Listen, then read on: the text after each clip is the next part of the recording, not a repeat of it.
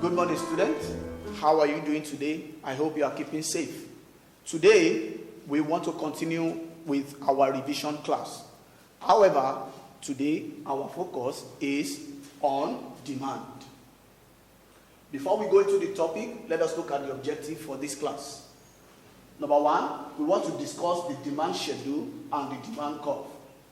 Two, we want to evaluate the factors affecting the quantity demanded.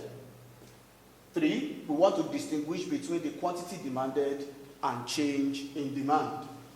Let's get started. First, what is demand? Demand means willingness and capacity to pay for a good or services. Prices are the tools by which the market coordinates individual desires. What does that mean? It simply means that whatever you can enjoy is determined by how much you are willing to pay for them. What are the laws of demand? Ceteris paribus, that means all things being equal, quantity demand rises as price falls. Number two, quantity demand falls as price rises. Now, let us quickly turn our attention to demand schedule. Demand schedule is a tabular representation of the laws of demand. Simply put, it is showing us the relationship between price of the commodity and the quantity demanded. And there are two types of schedule.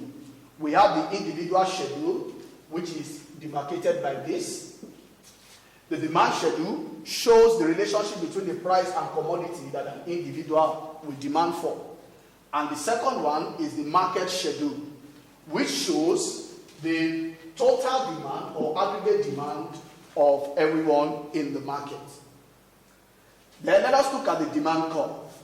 The demand curve is a graphical representation that shows the relationship between price and quantity demanded. And the demand curve shows a negative relationship between price and quantity, as we have discovered from the law of demand that says when the price goes up, the quantity demanded comes down. And the second law says when the price comes down, the quantity demanded goes up. And you can see that the demand curve is negatively sloped.